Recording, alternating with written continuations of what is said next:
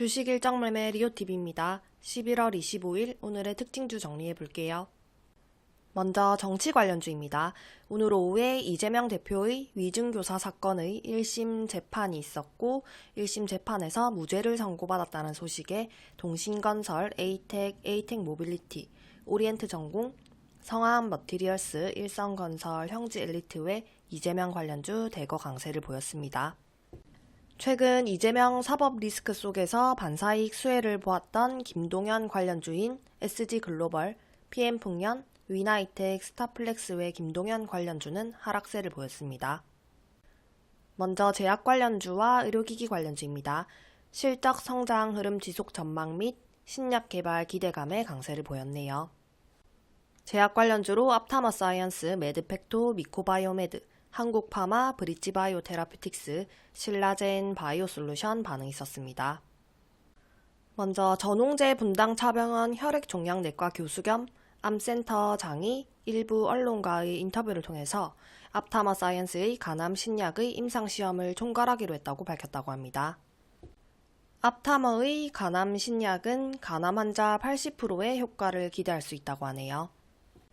다음 메드팩토는 테라젠 이텍스가 메드팩토의 지분을 전량 매각한다는 소식에 전일 시외 상승이었습니다.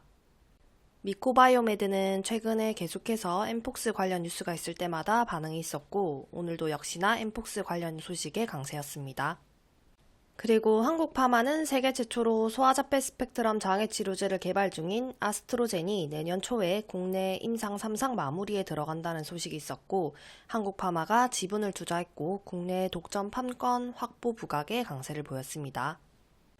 브릿지바이오 테라퓨틱스는 특발성 폐섬유증 치료제 이상 투약 완료 환자가 76%에 돌파했다는 소식에 강세를 보였네요. 신라젠은 최근에 인수합병 관련 소식이 있었고 이 뉴스가 재부각되면서 반응이 있었습니다. 다음 의료기기 관련주로는 이오플로우, 노울, 3빌리언, 루닛, 딥노이드 반응이 있었네요. 이오플로우는 인슐렛이 제기한 해외 지적재산권 침해를 원인으로 한 가처분 신청 기각 판결 소식에 강세였습니다. 다음으로 노울은 이탈리아 대형 병원 및 검진센터 등에 인공지능 기반 혈액 분석 솔루션을 공급한다고 밝히며 강세였네요. 정확한 진단과 비용 절감 동시 실현하는 전 세계 유일 기술이라고 합니다. 우리나라 의료 AI 기업들의 진단 예측 솔루션이 해외 진출에 가속도가 붙으면서 전 세계의 주목을 받고 있다고 합니다. 3빌리언은 AI로 유전자 변이로 인한 희귀 질환에 각각 특화된 기업이고 3빌리언은 이미 미국 매출이 나오고 있다고 하네요. 작년 매출 약 30억 원 중에 해외 매출 비중이 70%에 달한다고 합니다. 3빌리언은 미국 법인 설립을 통해서 직접 시장에 나설 방침이라고 하네요.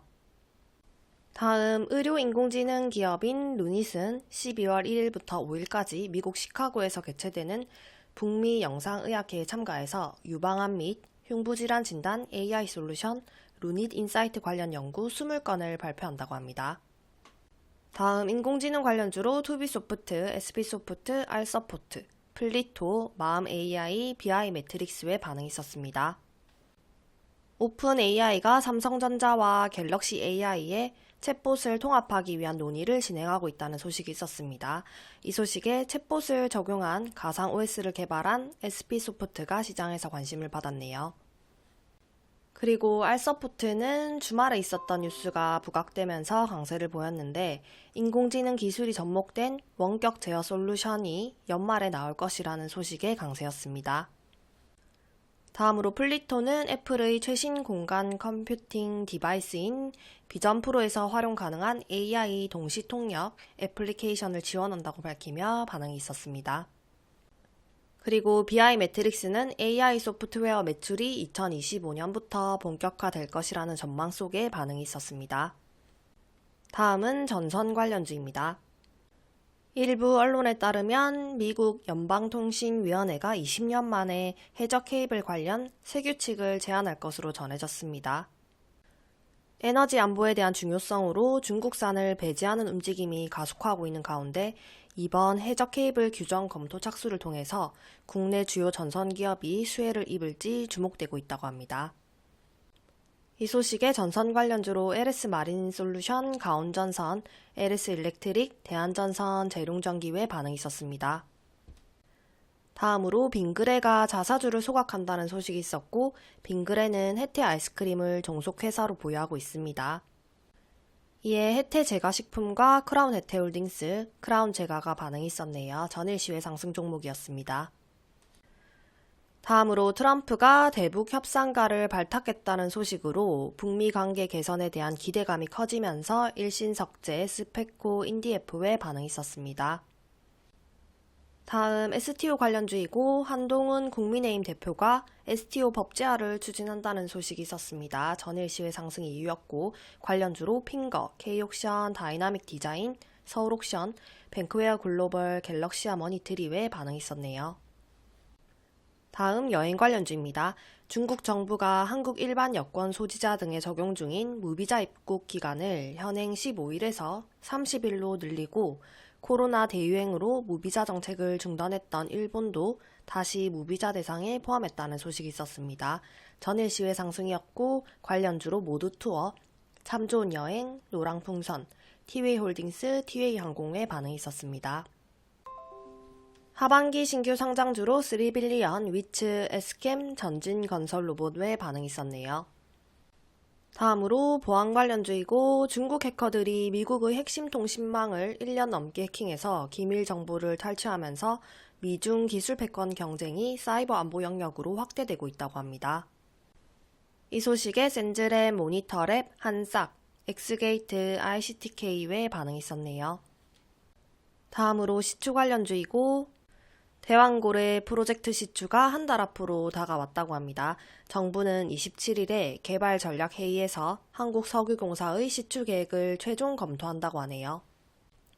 시추 관련주로 화성밸브, 넥스틸, 한선엔지니어링, GS글로벌, DK락, 한국가스공사 외 반응이 있었습니다. 다음으로 개별 강세 종목들 체크해볼게요. 한국연구진이 강철 강도의 100배 꿈의 신소재 탄소 나노튜브 파우더 제조 기술을 세계 최초로 개발했다고 합니다. 한중탁 연구팀은 상보와 고전도성 탄소 나노 소재 페이스트 기술 이전 협력을 진행한 바가 있어서 이 점이 부각되면서 상보가 강세를 보였네요. 다음으로 DS단석은 오늘 권리락이었고 첫 수소와 식물성 오일, 전처리 공정 플랜트 준공식을 개최했다는 소식도 상승에 영향을 주었습니다. 윙이푸드는 나스닥 상장심사 통과 소식이 전해지며 강세였네요. 여기까지 11월 25일 오늘의 특징주 정리였습니다.